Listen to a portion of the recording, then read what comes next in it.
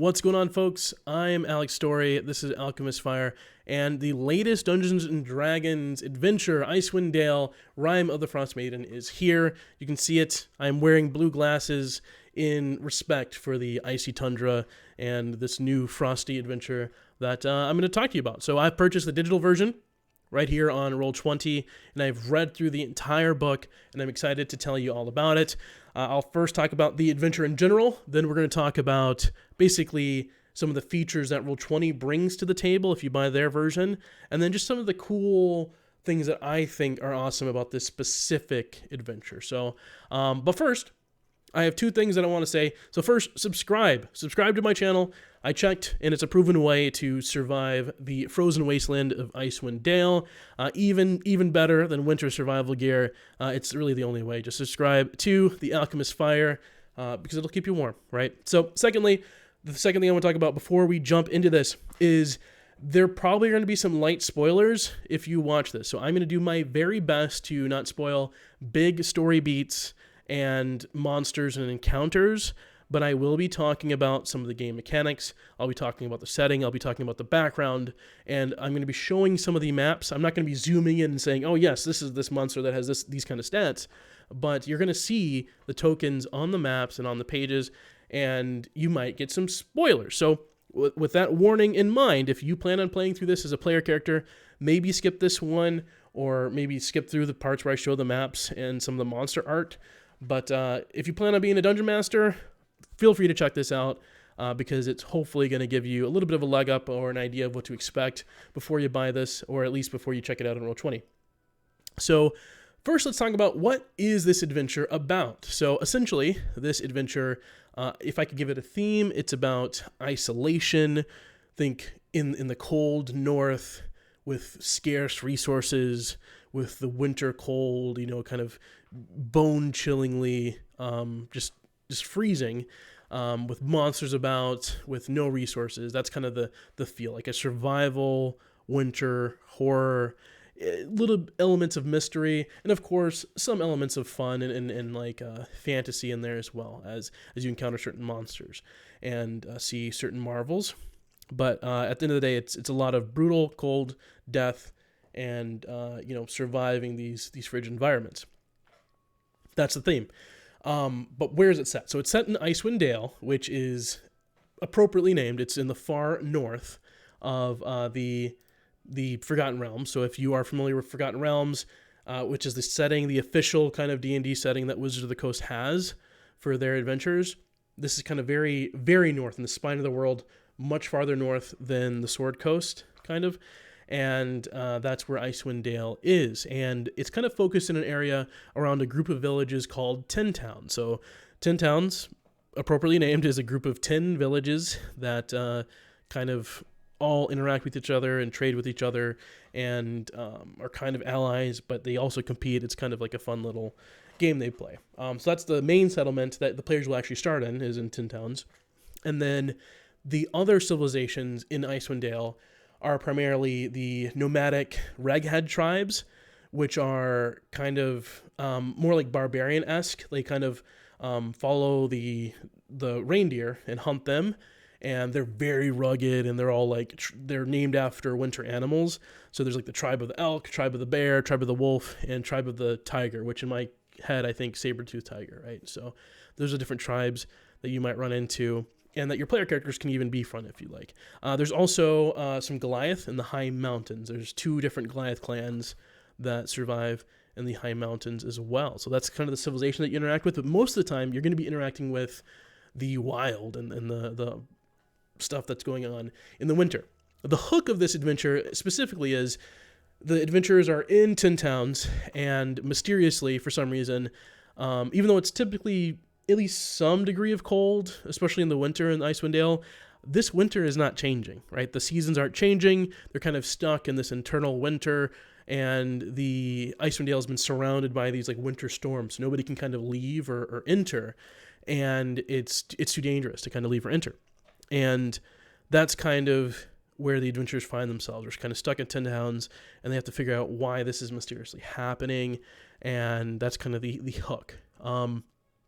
What's interesting about this adventure that I like is, even though there's that kind of central theme of like, what the heck is causing this eternal winter, the players really have agency from the start. There really is no railroad. They can choose what they want to do. Like, they start in 10 towns, and you can kind of give them quests, but really there's no like, you have to talk to this person, or this quest giver just tells you to do this one thing. So I really enjoy that. I really enjoy that part of this campaign. But before I talk about more of the mechanics of the game, let me show you what you get when you get the Roll20 version versus other avenues. So let's quickly talk about that. So,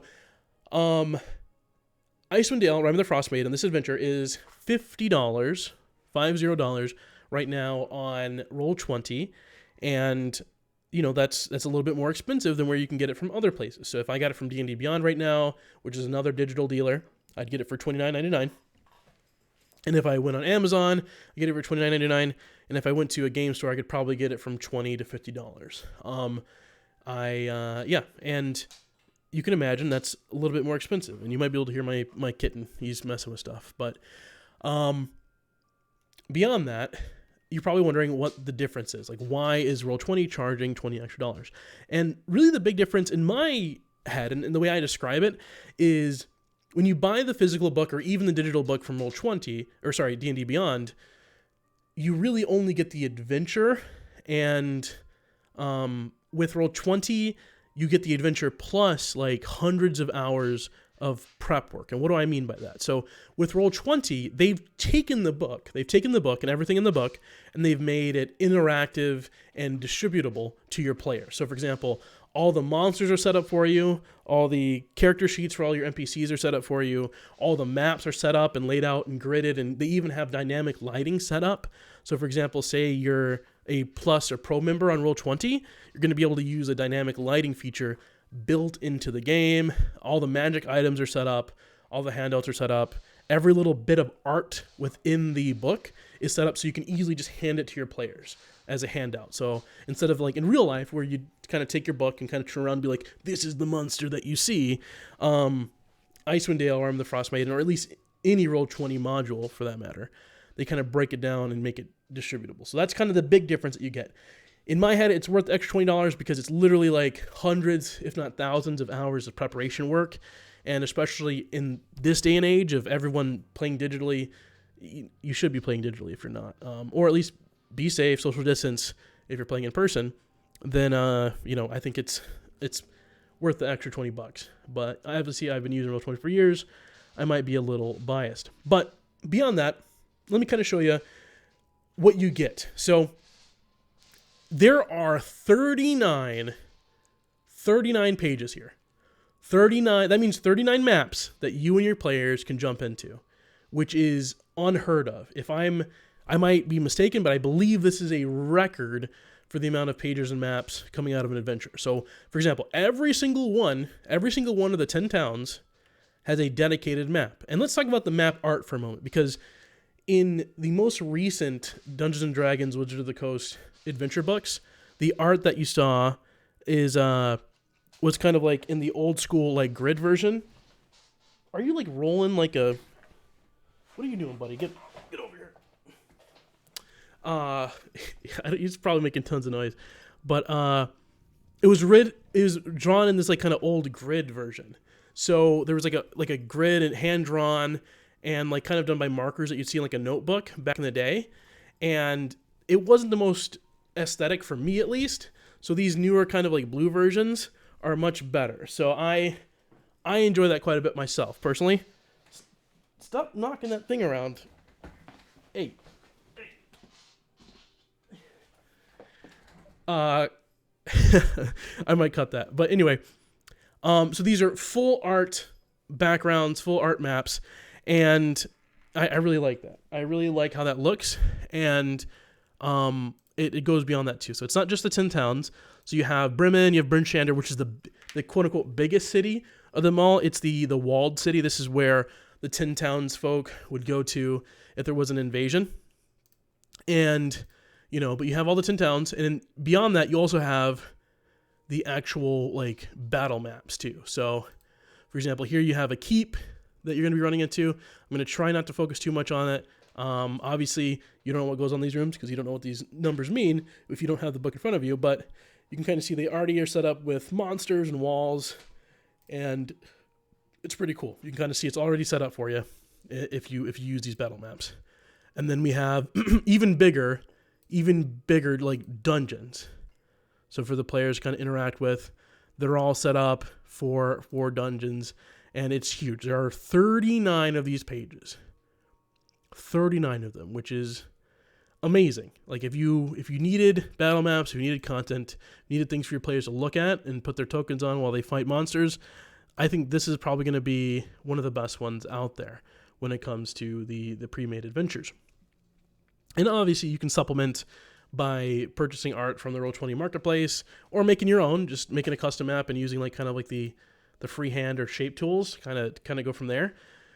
But I'm excited for that. So beyond that, you also get every single chapter is kind of broken down into sections. So you have Welcome to the Far North, and each section is kind of broken into 2 sections, which is nice. So you have like this thing. This can probably be shown to your players. It's really just a background of what's going on in the Far North. There's some fun art of tin towns of these 2 folks kind of fishing for knucklehead trout, and then just some basic information. By the way, let's take a look at the credits. This is always fun. So this mirrors, if you have a physical copy of the book, this would be the first page, and it goes through the credits, but there's always like an Easter egg in here. Here we go. Here's a disclaimer.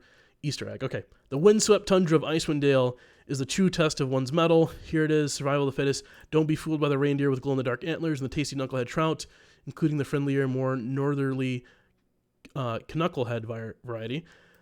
Oh, because it's Canucks, as in Canadians. Anyway, Icewind Dale is the frostbitten into the world. You can't spell dice without ice, my friend, and the Frostmaiden is not some demon prince. Vampire, lich, beholder, crime lord, archdevil. She's a god and a cold-hearted one at that. Yeah. And that's funny because it's kind of calling back to some of the previous adventures. Demon Prince, like Out of the Abyss, Vampire, Curse of Strahd, Lich, Tomb of Annihilation, Beholder, Crime Lord, which would be from Xanathar's Guide to Everything, and Archdevil, which is the Baldur's Gate Descent into Avernus. And yeah, she's a god and a cold-hearted one at that. Yeah, so that's a fun little Easter egg. But it's kind of, each chapter, like you would find in the book, is broken down in these little folders on the right, and with easily distributable sections. You got the adventure summary for the GM, some information on running the adventure. This would be the page in the book that kind of shows you when to move to different chapters. You can kind of see chapter 1 would be 1st to 4th level, chapter 2 is 4th level and higher. You can kind of see it breaks down from there. This is a 1st to 11th level adventure, so your player characters can expect to be 11th level when they finish. It is based on milestone experience. So basically after they've reached certain quests or done certain things, that's when they'll get a level versus actually keeping track of the experience points. So, and the book does a pretty good job of explaining when that happens.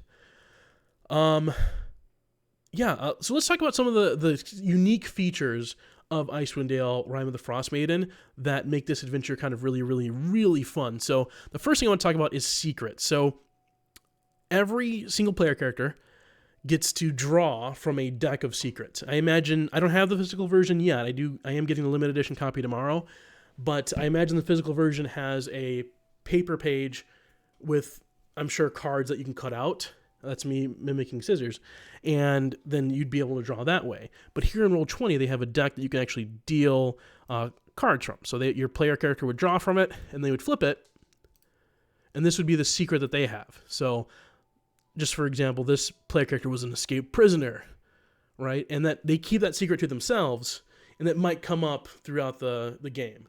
So there's some weird ones in here too. So I'm going to scroll down to the Appendix B character secrets, and I'll show you some of the weirdest ones in here. So Slod Host. So this is one where like a player character got implanted by a slod egg. If you don't know what a slod is, they're kind of like these weird froggy boys. Let me kind of show you some art. I'm sure there's got to be art in here.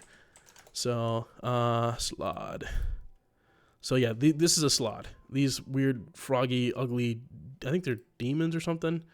Aberrations. They're aberrations. Yep. So, creepy. But anyway, you can get an egg implanted into you, and then it bursts out of you. And so, like, one of the secrets of one of the characters is that this has happened to them. It's kind of like getting bit by a zombie and not telling anybody. And at some point in the campaign, the DM can just be like, oh yeah, you remember that slot tadpole? It's bursting out of your chest. And they just die randomly. So, yeah, that's terrifying, but kind of cool to have as a secret. There's other secrets here too. So like some fun ones like I think the littlest Yeti. Like you're raised by a Yeti, so you can speak Yeti, and if you want to tame a Yeti, you have advantage on it. There's one here where like where was it? Oh, it was a Wreckhead heir. I really like that one, where like you're the heir of one of the tiger tribe, the Queen Bjornhild, Solveig's daughter of the tiger tribe. And so that's kind of cool, and you swear vengeance against her. So like when you meet her, you might go aggro or something. And then you have other stuff here too. So this one's kind of a fun little Easter egg. So the Icewind Dale was first introduced, if you want a little bit of a history lesson, from a fiction standpoint, there is a trilogy of novels that are set in Icewind Dale. The first one's called Crystal Shard.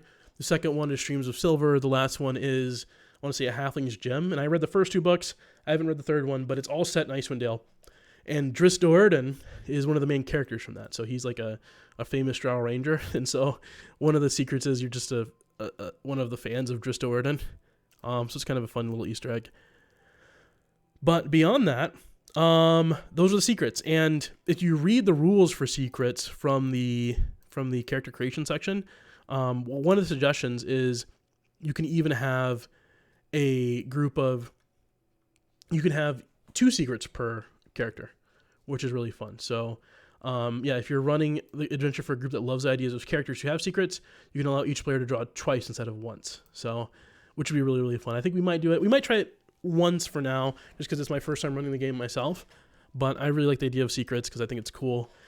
And yeah, I just want somebody to have that slot host one, because it'd be really fun if just a, sad for them because they die, but cool for me because they get a little chest bursting slot coming out of them. Yeah, so that's one cool thing. The other cool thing is the wilderness survival aspect of it. So there's a lot of rules for this. So as you can go through, I'm not going to exhaust every single one bit of this, but I'll talk about some of the cool ones. So extreme cold, that's from the Dungeon Master's Guide. So that's kind of like a thing that you've probably read about if you have the Dungeon Master's Guide. But one thing that I do want to talk about is that it's super cold here. So the average temperature in Icewind Dale is negative 49 degrees Fahrenheit, which for folks who aren't familiar with that is negative 45 degrees Celsius. And the wind chill can lower that by an additional 80 degrees. So to give you perspective, I consider myself a pretty winter hardy person. I live in the state of Minnesota, which in the United States is one of the coldest states, I think probably second to Alaska. And negative 49 degrees Fahrenheit is probably the coldest I've ever been. And that was with the wind chill. That was a couple years ago. We had they called it the polar vortex. You got like negative 49 degrees here in Minneapolis. And it was miserable. It killed my car. My car would not start because the battery got chilled. Apparently that's the average temperature here in the everlasting winter here in the Icewind Dale. And it gets even colder. So that's terrifying. And I personally don't have the constitution to deal with that. So I'm glad that we're playing D&D. That's new. It's just how deep cold it is. Avalanches are new, which is interesting. Basically, the way it works is, if an avalanche happens, you can't really dodge it unless you're on the edge of it, because they're huge, like 300 feet across, and you have to do a strength save. Otherwise, you fall prone and get sucked into it. And for every 5 minutes you spend in the snow, you get a level of exhaustion. If you fail 3 saves trying to get out of it, you can't dig yourself out. You need somebody else's help to dig yourself out. So that's kind of a scary prospect of getting stuck in the snow. There's blizzards. So blizzards will happen when the characters are traveling around the Icewind Dale, and reduces visibility, causes perception issues, and you can actually lose concentration on spells and veer off course and get lost, right? So if you get stuck in a blizzard. And then other than that, there's also the knucklehead trout, which are kind of a fun little, you know, they're like the staple of the Tin Towns. That's what they live off of, is a knucklehead trout. And basically, if you eat a knucklehead trout, I think you get a benefit. Let me read it. So, fish on the ice boat. What do you get out of it? Or do you just eat it? Let me take a look. You probably need it for an adventure somewhere in the book. But either way, you can get them. They're huge. They weigh about 50 pounds to 70 pounds. So, fun little things to eat. Beyond that, there's frigid water issues. What's interesting about this is it's based off of your Constitution score, not your Constitution modifier.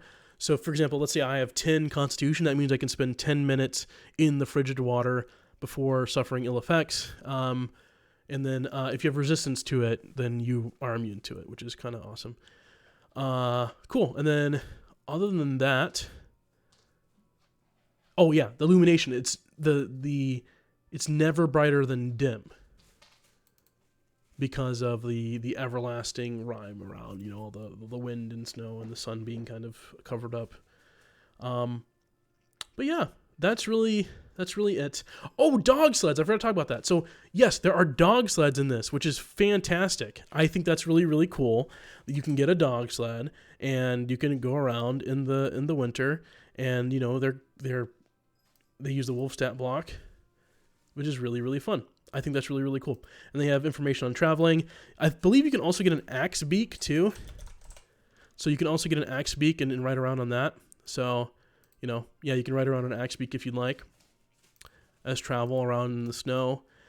But yeah, what else do I want to show you? Well, those are some of the cool things from this that are specific to this book, Icewind Dale, Rime of the Frostmaiden. But what I'm also going to show you is just some of the cool things you get out of it. So I mentioned earlier that you get all the handouts and you get all the magic items. Let me show you the magic items real quick. There's a couple that I'm going to spoil real quick that are just insane. So the first one I want to show you is there's a scroll of Tarask summoning, wherever it is. I'm just going to type in Tarask. Am I spelling that right? Yeah, there it is. Yep. There's a scroll of Tarask summoning, which means you can summon a Tarask, which if you don't know what a Tarask is, it is an insane monster that is gigantic, and that is, I think, challenge rating 30. Yeah, challenge rating 30. It's a challenge rating 30 monster that will destroy you like Godzilla, and you can summon one. And I don't think it dies until it dies. I don't think it goes away. You can't just wait till it stops. Yeah, it disappears when it drops to 0 hit points, and is hostile towards all creatures within itself. So I think this is terrifying. But yeah, you can summon one, and, you know, consequently watch as everyone around you dies, and gets eaten by this giant creature. But that's one cool magic item that is here in the book. And then beyond that, what else we got? We got, there's a little professor orb. So I forget where it's at. It doesn't seem to be in alphabetical order. Either that or I'm not good at reading here. But there's a professor orb, which is like a sentient magical item that lets you talk to a professor, which I think is kind of fancy. And then anything else that's really, really awesome. Boots of the Winterlands. These were used in that the Midwinter Gala adventure right before. It was kind of the one-off for the winter. It's like a prequel to Waterdeep Dragon Heist. So that was an item you can get from that little adventure. But yeah. So let me show you some other cool things. Like I said, all the magic items are in there. And then there's like 3 new spells. I don't want to spoil those right now, but there's like, it's like Frost Fingers is like a lower level spell. Then there's Create Megan, which is creating this monster. And then there's obviously the Trash Summoning, and there's this sword that you can create, like the Shadow Sword. It's like a level 9 spell. So there's 3 new spells there. There's some changes to Goliath. So Goliath they have cold resistance now, so I'll show you that real quick. So previously Goliath, it was kind of weird because I always thought that it meant like they had like a benefit to cold. Before, the Mountain Born just told them that hey, you're good at living in elevations above 20,000 feet. But now they outright said it, you have resistance to cold damage if you're a Goliath player. So that's new. And then, yeah, that's kind of cool. So if you play a Goliath character, you now have resistance to cold damage.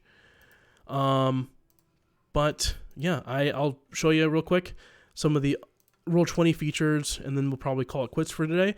But look at this. Every single piece of art, oh, including the limited edition copy. This is the book I'm getting tomorrow. It's got Oral here, and she's like looking all menacing and stuff. I'm going to get that tomorrow. There's a delay on the book at the store that I'm buying it from.